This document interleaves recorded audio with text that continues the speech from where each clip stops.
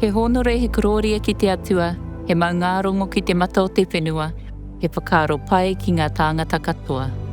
Kia tau iho ai te manaakitanga a te rungarawa, ki runga ki te ariki nui. Ko ki ngitu heitia ki te rangi, ko te ariki nui kuini ngā wai hono i te pō ki te whenua.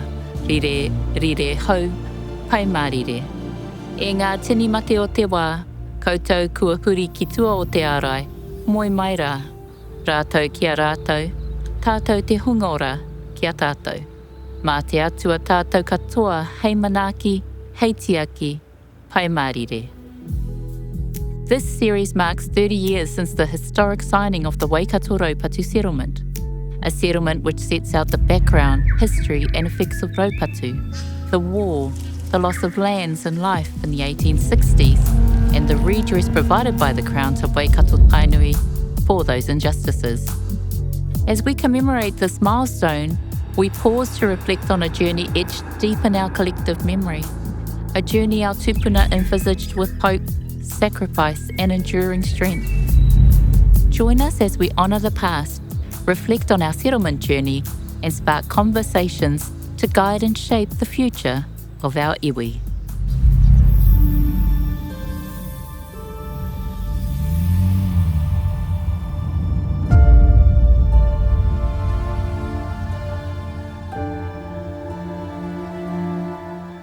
Tainui, by agreeing to settle, really set the path forward. If that hadn't happened, we could still be back there arguing. But that set the path forward. Others could follow. And the whole issue of leadership has been in front. The early stages of negotiation leading up to the 1995 settlement were carried under the mantle of the Tainui Māori Trust Board and Ngā Marae Tōpū. This signalled the collective desire of our people to seek justice for Raupatu. I riro whenua atu, me hoki whenua mai, ko te moni hei utu mo te hara. As land was taken, land must be returned.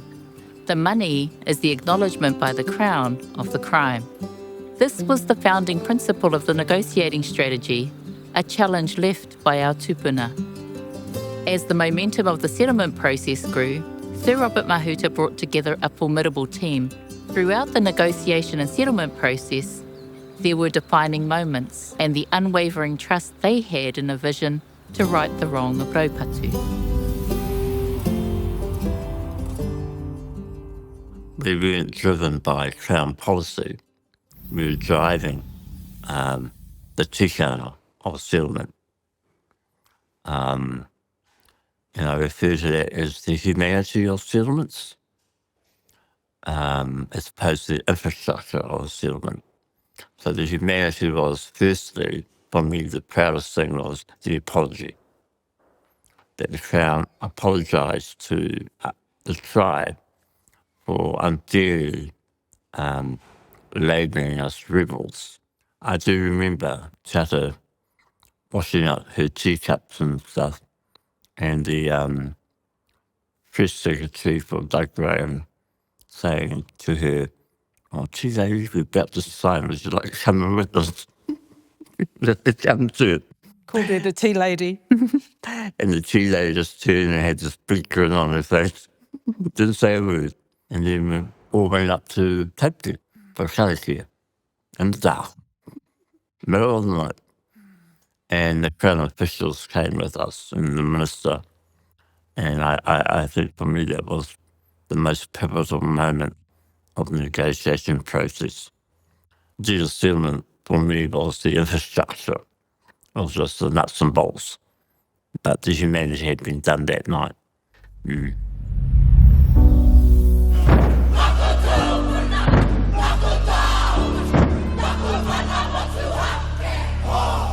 Not everyone in the iwi agreed with the pursuit of settlement or the form of redress.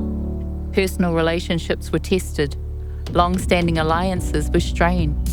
The energy and impatience of rangatahi at times clashed with the steady wisdom of our kaumātua.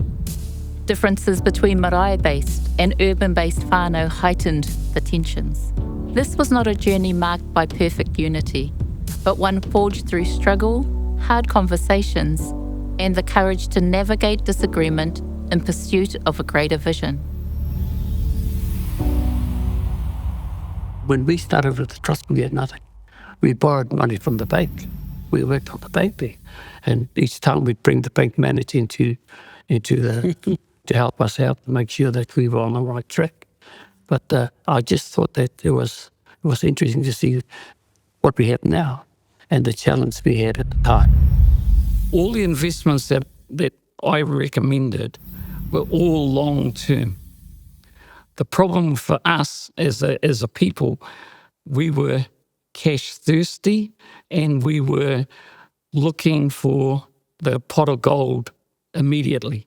With the settlement, we didn't get a lot of cash. It was all in land. And so it was going to be very difficult to increase that cash. And the only way that you could do it was through long-term investment. And like I say, the Warriors is a good example. The other good example was the casino. Now, we went through a lot of public scrutiny. I remember at the time, the Crown coming to us and saying, you can't spend our money on casinos. We went through a huge public debate. What people didn't realise is that we'd already done that years ago in terms of taking the public criticism and having people say, you can't spend your money on casinos. Well, that's not their choice, as an investment strategy. So when we gave up those shares, we were getting $6 million a year dividend. Conservatively, how much that dividend would be worth today? Multi-million dollars. As the negotiating team worked tirelessly to educate, engage and inform tribal members about the settlement process, they were also confronted by a public narrative shaped by fear and misinformation. Misguided claims suggested the settlement process would undermine the basic rights of citizens. This fueled suspicion and resistance. In addition, historical ignorance meant that the devastating impact of the Crown's invasion of the Waikato in the 1860s and the confiscation of 1.2 million acres of land were either unknown or overlooked. Some would argue that the media had a significant role to play as well, especially Māori journalists who were working in the media at the time. Let's hear what they have to say. It was a predicament of the climate around Te Reo Māori had a lot to do with it because Te Reo Māori had been made an official language, and of course all of a sudden it was branded in newsrooms across the country, but we weren't used to using it. So those of us who were working in programs like Te Karere were definitely given a purview of the way that our people were starting to open up in Te Reo Māori and telling us a story, a narrative that was completely different to what they were telling mainstream news. It wasn't the fact that it wasn't newsworthy. That wasn't the point. The difference with Māori language speakers as talent was that they were very free to open up about beyond the how, what, why, when and where the event happened. They wanted to talk about how it affected their whānau, how it affected their people, and that came right back to the Raupatu claim, because we had all been affected by it growing up. I was thinking about it, you've got to look at the context of the day, what was happening in this area, especially within Waikato Tainui, and it was a real time of renaissance for Māori. So you had the kohanga coming through, you had the kura coming through, so people were fighting for that out. But I remember my baby being at the kohanga and others experienced the same, getting death threats and disgusting letters in the letterbox, what they were going to do to our kids for learning te reo. And then the thought of kaukō and Māori might get land, which would be a huge loss for non-Māori. Doc, I remember Doc was dead against it at the time. Interesting, because now those uara, those values are now, that kaitianganship is used by Doc today. But that is the kind of context and the world that our negotiators were moving in at the time, let alone thoughts of concern within their own people. So they were being hit. As a journo working in the mainstream media, but also from here. So when I used to come down, they used to have hui down here to talk about settlement. You'd get flack for it because the other point is that you had a job to do, and it was to report on what was happening. So my job was reporting on the internal things that were going on at those hui, and I quite enjoyed it for a while. But then, there was another conflict going on in the newsroom and that as well. And so they wanted a story that was going to make it sound like World War III was starting to happen, which it kind of was in a way at some of those hui, because you remember kind of Gareth Seymour and them used to stir up the pot every time they turned up at one of these things, And so, it was kind of it was a bit of a laugh for me, but to me, it wasn't the point. You had to kind of cut through all of that and try and just see the facts for what they were. We often hear of rangatahi who want to give back and return home to support their iwi. The last 30 years have provided opportunity for many rangatahi to connect, contribute and participate.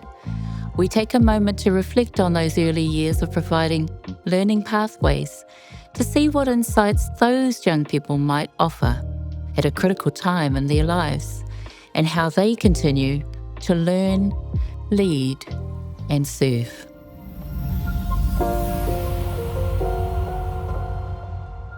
I would think the tongi kura, so iriro whenua ate me hoki whenua mai, that was that led, that's the foundation of the settlement as I understand and remember. And it's probably taken me 30 years to really understand that. But there's ko te awa, ko Waikato te awa, ko te awa, ko au, ko te awa. So there's a series of tongi kura that have definitely guided me, us, under the principles of kingitanga. As young people, I've got to say, we weren't wise at the time. No, we're young. We're still learning. We are the. You tell me what. Yeah. We're fun. You tell me what to do. I'll go and do it. We didn't question too much, No. and I think the energy of the youth to just give things a go, even maybe just to challenge as far as we could some of our leaders' thinking, I think was welcomed. But as Rangimari has talked about, it does. Some of those learnings do stay with you for a lifetime. Generally, we were all scholarship recipients, and our koha at the time was coming in to do either summer internship or through the grad program, because it was a way of giving back straight away. But I know one thing that affected me, because I spent time in the house through the trust board with Auntie Nico and Eva, and they were my taiao, gurus. And when they took different positions on the settlement, I know pēnei, because I wasn't saying we were wrong, but I was saying how to make it more right. And the protection of the taiao, which those two women represented for me. And if I was to say the one comment made, we were out at Poihaka and Eva and Dad had a mean go, as they did. But at the end of the hui, she goes to me, hey, you look after him because I need someone to fight with, so it's right for the people. And then I realised they understood their leadership premise. They weren't in hates with each other. They were in love with their kaupapa and their kawe, but everyone else was manifesting a hate. And it taught me a little bit about the real politics, There's what you say in front of people and what you mean with people, but they understood their position. I think we'll get to the point where it just becomes second nature for our people, our marae, and they'll normalised with them, and that's when we know we've really hit the mark. Leadership in Waikato is woven through every layer in our community. Leadership is not defined by title or position, but qualities and characteristics that are deployed to improve the lives of others. We will hear from those who have held the role of Chief Executive at Waikato Tainui. They will share their experiences, their trials, triumphs, insights and reflections on leadership to help steer our waka.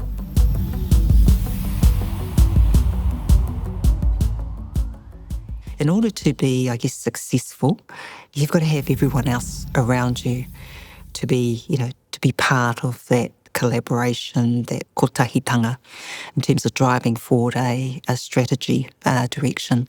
So again, I was very very much focused on making sure we were a tight team of leaders, that everybody had a job to do, they did it well, and they took their own teams along with them. So and that took probably a good sort of 6 to 12 months to build that. But I'm really proud because many of those leaders at that time have gone off to other roles outside of the iwi. When I first started going to Te Whakakitenga hui, I used to get really anxious about it. Only because there was, like I said before, there was we're an iwi with amazing leaders. We really are, and we've built them, or they've just come into their leadership space. But that dynamic, though, if you are somebody as I described myself, I felt like I was a bit of an outsider coming back to the iwi, and I was tested a lot.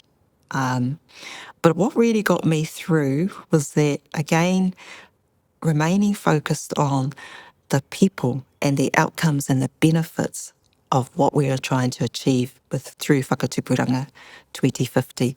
And I don't think I wavered too much, but I also had too many times when I was into whakakitenga, I just had to go and put a bubble around myself. As I was being, attacked, or someone would say something. But when I look back at those times, Nanaia has actually made me a better person and a better leader. And because I've had the privilege to serve in Te Whakakitenga as well, it has made me think, I was meant to go through that at that time to be able to emerge and continue to evolve as a leader. But no, it was challenging, definitely. When I talk to our teams, and I'm actually going through a process now around training, running my own training workshops with my staff around settlement. Our settlements, and understanding the context, understanding all of the redress, what was negotiated, how it was negotiated, why it was negotiated, and actually just so that they learn that in and out, because actually in all of the mahi that we do,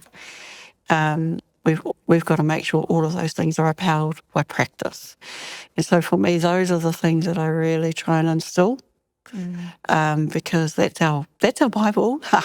That's our Bible. That's the thing that we can always draw back on, and that helps us with our positioning as an area about what we need to fight for and keep fighting for. So understanding that in and out, that's always my wheel to my team. The other thing is the work ethic. We've known to work hard, and we're known to be bold and courageous, and have a go at stuff. So, but you've got to do your homework too, because you don't want to just have a go and it's going to fall over. You want to have a go and you're going to hit the mark and it's going to be successful. So the big thing is, and part of that is you've got to work really hard. You've got to do your homework, and you've got to know it in and out to be able to advocate and advance it, and be clear in your mind what you want to do with that. So have a goal and a vision, and an aspiration and a real clear path about how you can do that. For me, the other thing that I learned, and this is probably from Sir Robert, you're representing the iwi. You're there not only representing yourself and your whānau, but you're representing the whole tribe. So when you do stuff, make sure that it's excellent. This series demonstrates that the journey of Raupatu is not just a chapter in history. It is a living story that continues to breathe through us. Māku anō e hanga I tōku nei whare. Ko ngā pauoroto he māhoe he patiti. Ko te tāhuhu he hinau. Me whakatupu ki te hua o te ringaringa, me whakapakari ki te hua o te kawariki. Te ariki nui Dame Te Atairangi Kāhu reminded us of these words of Kingi Tāwhiao in her opening address to the 1997 Tainui Māori Trust Board annual report. She articulates that what we know for certain is this: the work is never over. The task is always before us. In simple terms, all of us must work together, achieve together, thereby leaving a legacy linking our past, present, and future generations. Pai mārire.